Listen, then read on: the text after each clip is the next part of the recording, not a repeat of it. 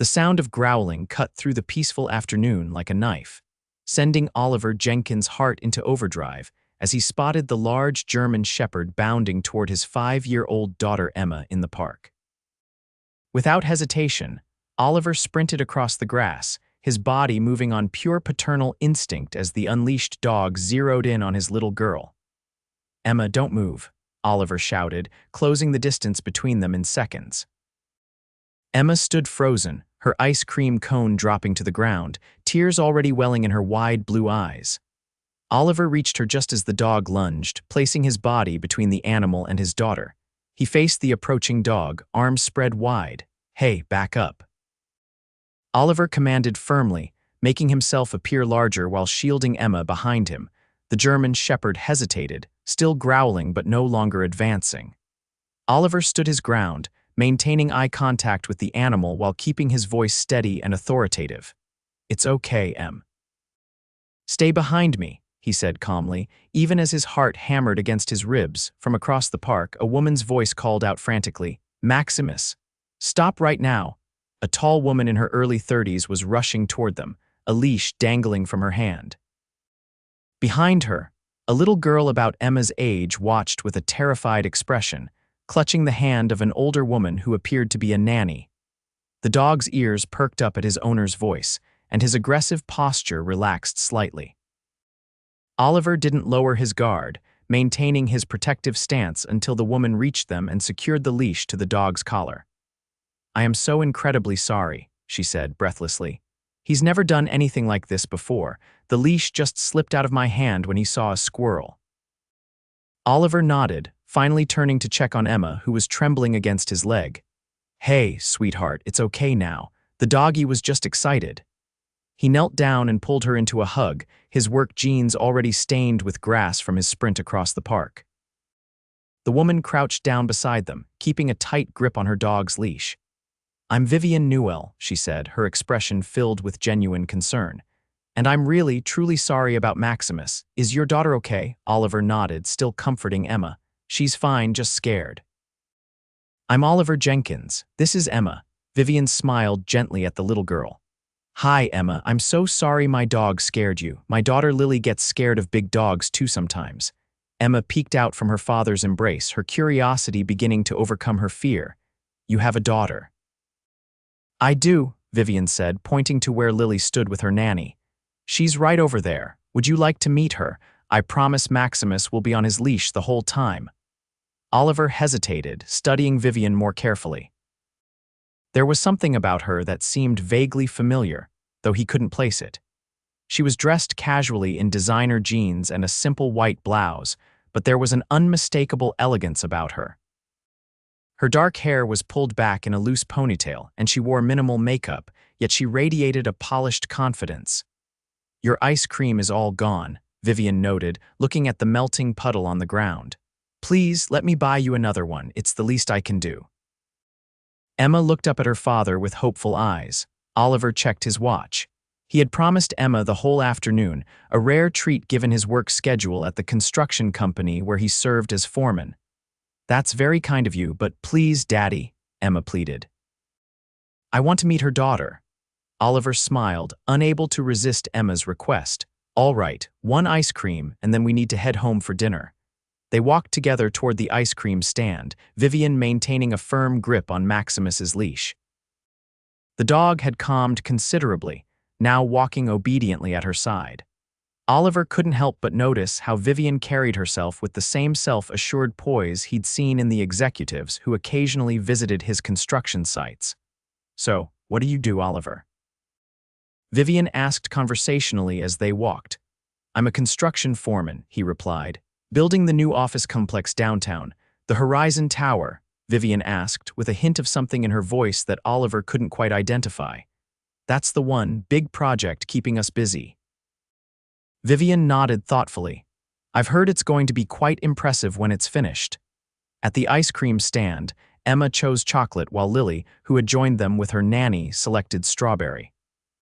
The two girls began chatting immediately, their earlier fear forgotten in the way only children can manage. "So it's just you and Emma." Vivian asked gently as they sat on a nearby bench, watching the girls compare ice cream flavors. Oliver nodded. Her mom left when Emma was 2. Said she wasn't cut out for the whole family thing. He didn't usually share personal details with strangers, but there was something disarmingly genuine about Vivian that made conversation easy. I'm sorry to hear that, Vivian said. Lily's father and I divorced when she was 3. He's in Europe now, sees her a couple of times a year. Oliver noticed she wore no wedding ring, though the tan line suggested it hadn't been gone long. It's not easy doing it alone, he offered. Vivian smiled wistfully. No, it's not, though I'm fortunate to have help. She glanced toward the nanny, who was now helping both girls with napkins. As they talked, Oliver found himself increasingly drawn to Vivian. There was a warmth to her that belied his initial impression of refined sophistication. She laughed easily and listened intently when he spoke about Emma's recent start in kindergarten and his struggles balancing work with being a single parent. Would you and Emma like to join us for a proper dinner? Vivian asked suddenly, to make up for the dog incident. I know a place nearby that's great with kids. Oliver hesitated. That's very generous, but please, Daddy, Emma interjected, overhearing the invitation. Lily says they have a dog at home too, but he's tiny and doesn't bark. Oliver looked at his daughter's hopeful face and found himself nodding. All right, dinner it is. The restaurant Vivian suggested turned out to be an upscale Italian place that Oliver would never have chosen himself. As they were led to a private table in the back, he noticed several staff members greeting Vivian by name. Miss Newell, lovely to see you again, the manager said warmly. Your usual table is ready. Oliver raised an eyebrow as they were seated. You come here often, I take it. Vivian smiled slightly. It's convenient, and they're good with Lily. Throughout dinner, Oliver was struck by how easily Vivian connected with Emma, asking questions about her favorite books and listening with genuine interest to his daughter's animated responses. Lily and Emma chatted like old friends, giggling over shared preferences for princess movies and trading stories about school. When the check came, Oliver reached for his wallet, but Vivian waved him off. This was my invitation. Please, I insist. I can't let you do that, Oliver said firmly. Vivian studied him for a moment, then smiled. How about this, you can get it next time? Next time, Oliver echoed, feeling a flutter of unexpected anticipation. If you'd like, Vivian said, a hint of uncertainty in her voice. For the first time, Oliver found himself smiling. I'd like that very much. They exchanged phone numbers, and Oliver was surprised when Vivian suggested a playdate for the girls that weekend. As they parted ways outside the restaurant, Vivian with her daughter and nanny into a waiting black SUV, and Oliver walking with Emma toward the bus stop, he felt a lightness he hadn't experienced in years. I like Lily, Emma declared, skipping alongside him. And her mom is pretty. Oliver smiled. Yes, she is. That Saturday, Oliver found himself driving his aging pickup truck to an address Vivian had texted him. As they turned into the neighborhood, he began to realize this was no ordinary playdate. The homes grew increasingly grand, with manicured lawns and long driveways. When his GPS announced they had arrived, Oliver stared in disbelief at the elegant gates before them. Is this a castle, Daddy? Emma asked from her booster seat. Oliver checked the address again. I think it's Lily's house, sweetheart. He pressed the intercom button, and moments later, the gates swung open. The driveway curved through immaculate grounds before revealing a stunning modern mansion with floor-to-ceiling windows and a circular motor court. Wow, Oliver breathed, suddenly feeling very out of place in his casual jeans and button-down shirt. Vivian was waiting at the front door, dressed simply in white linen pants and a blue top, her hair loose around her shoulders. She smiled warmly as they approached. I'm so glad you could make it, she said, leaning in to kiss Oliver's cheek in greeting, a gesture that sent an unexpected jolt through him. Emma was already running toward Lily, who had appeared beside her mother. Your home is impressive, Oliver managed, still taking in the scope of the property. Vivian laughed lightly. It's a bit much, I know, but it has a great yard for Lily to play in. Come on in. The interior was just as stunning as the exterior, spacious and elegantly furnished, yet surprisingly welcoming. Through the back windows, Oliver could see a beautifully landscaped garden complete with a swimming pool and what appeared to be a small playground. "The girls want to swim," Vivian explained, leading him through the house. "I hope that's okay, we have plenty of spare swimwear." Oliver nodded, still trying to reconcile this palatial home with the down-to-earth woman he'd met in the park. As the girls changed into swimsuits with the help of Lily's nanny, Oliver found himself alone with Vivian in the kitchen as she prepared a tray of snacks. "So," he began carefully, "what exactly do you do, Vivian?" She paused, a slight tension entering her shoulders. "I run a company," she said simply. "Must be quite a company," Oliver commented, gesturing toward their surroundings. Vivian met his eyes. "Newell Innovations. We specialize in sustainable technology." The name clicked instantly in Oliver's mind. Newell Innovations was one of the largest tech companies in the country, known for revolutionary green energy solutions. And suddenly, he realized why Vivian had seemed familiar. He'd seen her in business magazines and news segments, though usually in more formal attire. "You're that Vivian Newell," he said slowly. "You're the CEO," she nodded, watching his reaction carefully. "I am." "And the Horizon Tower, that's your company's new headquarters, isn't it?" "Yes," she admitted. "I recognized your name when you mentioned you were the foreman. Your reputation for quality work precedes you." Oliver felt a strange mix of emotions: surprise, admiration, and a touch of intimidation. The woman standing before him was worth billions, her company a global powerhouse. And here he was, a construction foreman raising his daughter on a modest salary. "I should have been honest from the start," Vivian said, noticing his silence. "But it was nice for once to meet someone who treated me like a normal person, not as Vivian Newell, CEO or whatever headline they're using these days." Oliver considered this. "You were just a mom with a dog that got loose. That's how I met you." Relief crossed Vivian's face. "Exactly. And you were just a dad protecting his daughter." It was refreshing. Their conversation was interrupted by Emma and Lily bounding into the kitchen in colorful swimsuits, eager to get to the pool. The rest of the afternoon passed pleasantly, with Oliver and Vivian sitting by the pool watching the girls splash and play. Despite his initial shock at discovering Vivian's identity, Oliver found himself relaxing in her company. As the afternoon wore on, Vivian ordered pizza for dinner, the girls' favorite, she explained with a shrug, and they ate casually around the outdoor table. Oliver was struck by how normal it all felt, despite the extraordinary setting. When it was time to leave, Vivian walked them to the door. Emma hugged Lily goodbye, extracting a promise to play again soon.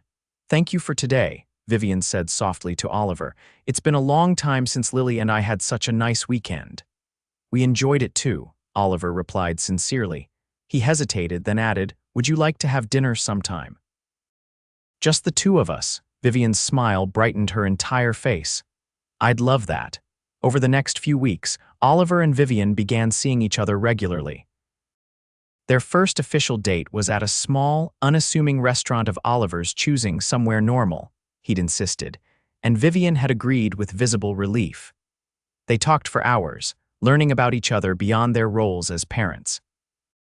Oliver discovered that Vivian had built her company from the ground up after developing a revolutionary solar panel design in graduate school.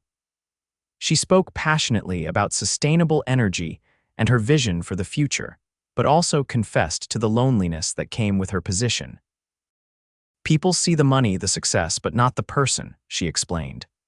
"My marriage failed partly because my ex-husband couldn't handle being Mr. Vivian Newell, and dating since then has been complicated. Men either want me for what I represent or they're intimidated by it." "I can understand the intimidation part," Oliver admitted with a laugh. "Finding out the woman you're interested in is a billionaire CEO is a bit daunting." "And yet here you are," Vivian said softly. Oliver reached across the table to take her hand. "Here I am."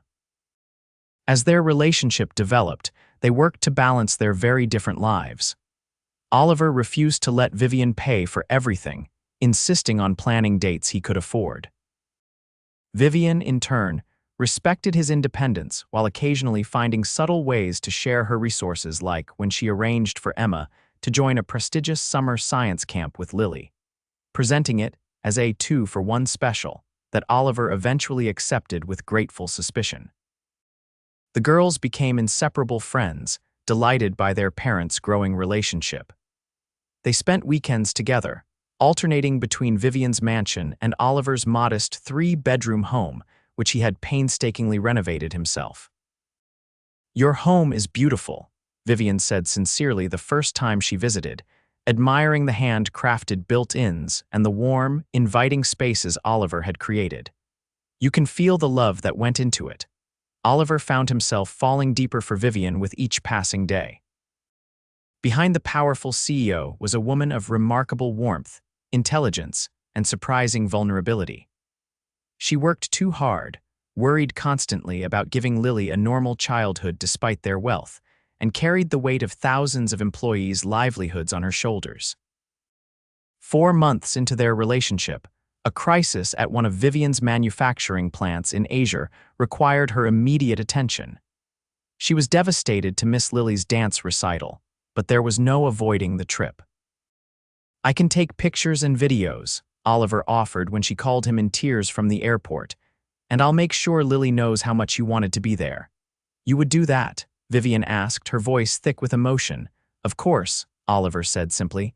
"That's what partners do." At the recital, Oliver sat proudly in the front row, recording every moment of Lily's performance. Emma sat beside him, cheering for her friend with unbridled enthusiasm. Afterward, he presented Lily with flowers, telling her they were from her mother, and helped her FaceTime Vivian from the car. When Vivian returned a week later, exhausted but having successfully resolved the crisis, she came straight to Oliver's house. It was nearly midnight, but he was waiting up for her. "Thank you," she said, collapsing into his arms, "for being there for Lily, for understanding." Oliver held her close, always. That night, as they lay together in his bed, Vivian traced the lines of his face with her fingertips. "I think I'm falling in love with you, Oliver Jenkins." Oliver smiled in the darkness. "I think I fell for you the moment you apologized for your dog in the park." Their relationship wasn't without challenges. Oliver sometimes struggled with the disparity in their financial situations, especially when they were photographed together at a charity gala and the tabloids referred to him as Vivian's blue-collar boyfriend. Vivian faced skepticism from board members who questioned whether her relationship would affect her judgment as CEO. But through it all, they found strength in each other. Oliver admired Vivian's brilliant mind and compassionate leadership, while she valued his unwavering integrity and the gentle strength with which he approached both parenting and their relationship. 6 months after they met, Oliver was supervising work on the top floor of the Horizon Tower when Vivian made a surprise visit to the construction site.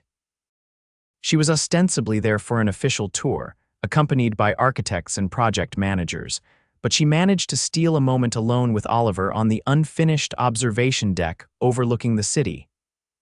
"I have something to ask you," she said, uncharacteristically nervous.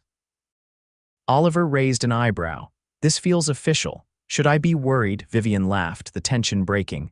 "No, nothing like that. It's just, Lily and I have been talking. Our house is so big for just the two of us. And we thought, well, I thought, but Lily agrees completely that maybe you and Emma might consider moving in with us." Oliver blinked in surprise. "You want us to move in? Only if you want to," Vivian added quickly. "I know how much your house means to you. We could keep it, use it on weekends when we want a break from the madness. But yes, I want to wake up with you every morning. I want our girls to grow up together. I want us to be a family, Oliver." Oliver was silent for a long moment, taking in the panoramic view of the city below them, the city where he'd grown up, where he'd become a father, where he'd met Vivian on a sunny afternoon in the park. "On one condition," he finally said, "name it. We redecorate the east wing of your house together. If I'm going to live there, I want it to feel like our home, not just yours that we're visiting." Vivian's face broke into a radiant smile. "Deal, though I should warn you, my interior designer may quit in protest." "I can build you a better one," Oliver quipped, pulling her into his arms. The following weekend, they told the girls over breakfast. Emma and Lily's excitement was explosive, with immediate discussions of shared rooms and sleepovers every night. Can we get bunk beds? Emma asked, bouncing in her seat. Can we paint our room purple? Lily added. Oliver and Vivian exchanged amused glances. We'll figure all that out, Vivian promised. But yes, we're going to make this home perfect for all of us. The process of blending their lives wasn't always smooth. Oliver insisted on contributing financially, taking on the renovation of several rooms in Vivian's mansion himself, and establishing a college fund for both girls that he contributed to monthly. Vivian learned to respect his need for independence, while gently helping him understand that accepting her financial resources didn't diminish his role in their relationship. Your value to me has nothing to do with money, she told him one night as they sat on the terrace of what was now their home. It never has. A year after their first meeting in the park, Oliver took Vivian back to the same spot, with a picnic basket and a small velvet box hidden inside. Emma and Lily were in on the plan, distracting Maximus, now much better trained, while Oliver dropped to one knee beside the ice cream stand where they'd first sat together. Vivian Newell, he said, heart pounding as he had never felt it before, not even when facing down a loose German shepherd. You crashed into my life because your dog got loose, and every day since then has been better than the last. I love your brilliant mind, your generous heart, and your determination to make the world better. I love the mother you are to Lily and the love you've shown to Emma. I love the woman behind the CEO, the one who eats ice cream for breakfast when she thinks no one is looking and falls asleep reading scientific journals. Will you marry me? Tears glistened in Vivian's eyes as she nodded wordlessly, extending her hand for Oliver to slip on the ring modest by her usual standards, but one he had chosen carefully and saved for months to purchase. Yes, she finally managed. 1,000 times yes. Their wedding, 6 months later, was an intimate affair in the garden of their home, with Emma and Lily as flower girls and Maximus as an honorary ring bearer, with the actual rings securely in the best man's pocket, just in case. Vivian wore a simple ivory dress, having rejected the designer gowns her stylist had suggested in favor of something that felt more authentically her. I've done the big wedding before, she told Oliver. This time, I just want it to be about us. As they exchanged vows beneath an arbor Oliver had built with his own hands, Vivian looked into the eyes of the man who had first impressed her with his courage and integrity, protecting his daughter from a loose dog with no thought for himself. I promise to love you for exactly who you are, she vowed. The man who builds things with his hands and with his heart, the father who would face down any danger for his child, the partner who supports my dreams while never losing sight of his own. You saw me as just Vivian when the rest of the world saw only my success, and for that alone, I would love you forever. Oliver's voice was steady as he responded, I promise to stand beside you through whatever life brings us, to be your partner in all things. To remind you to rest when you're working too hard, and to celebrate with you when you change the world, which you do every day. I promise to love you not in spite of your success, but including it, because it's part of the remarkable woman you are. You and Lily have made our lives immeasurably richer, and not because of your wealth, but because of your love. After the ceremony, as their guests celebrated around them, Oliver pulled Vivian into a quiet moment beneath the stars. Happy? He asked softly. Vivian leaned her head against his shoulder. Beyond words. You know, when Maximus got loose that day, I was actually considering canceling my meetings and taking some time off. I felt like I was missing Lily's childhood while I was busy running the company. And now I know it's possible to have both a career I'm passionate about and a family I adore, because I have you. 5 years later, the Jenkins Newell family had grown to include a 3-year-old son, Ethan, born 2 years after their wedding.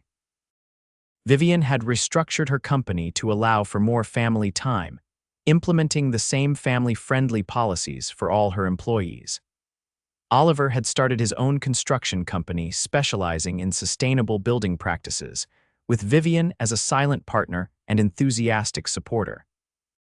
Their home remained a blend of luxury and hominess, with Oliver's handcrafted furniture alongside priceless art, and family photos covering the walls of what had once been formal spaces. Emma and Lily, now inseparable sisters at 10 and 11, shared a suite of rooms they had designed themselves, complete with the bunk beds they had initially requested, though they were rarely used as both girls preferred their own beds. On weekends, they often stayed at Oliver's original house, which they had kept as a family retreat, a place where Vivian could escape the pressures of her position and just be a mom and wife. On the 5th anniversary of the day they met, Oliver surprised Vivian with a visit to the same park, now with 3 children in tow. Maximus, graying around the muzzle but still energetic, trotted beside them on his leash. Remember that day? Oliver asked as they watched Emma and Lily pushing Ethan on the swings. Vivian smiled, leaning into his embrace. How could I forget? My dog got loose, nearly attacked a little girl, and somehow I ended up with the most wonderful family I could imagine. Funny how life works out, Oliver mused. If Maximus hadn't broken free that day. I like to think we would have found each other anyway, Vivian said. Some things are just meant to be. As the sun began to set, casting a golden glow over their children's laughing faces, Oliver pulled Vivian close and kissed her gently. I never thought I'd be grateful for a loose dog, he murmured against her lips. Vivian laughed, the sound as joyful and genuine as it had been the first time he heard it. Neither did I, but I'm thankful every day for whatever cosmic force sent Maximus running toward Emma that afternoon. They walked hand in hand toward their children, a family forged from an unexpected encounter and built on a foundation of love that had nothing to do with wealth or status, just 2 hearts that recognized in each other exactly what they needed, in the most unexpected of circumstances.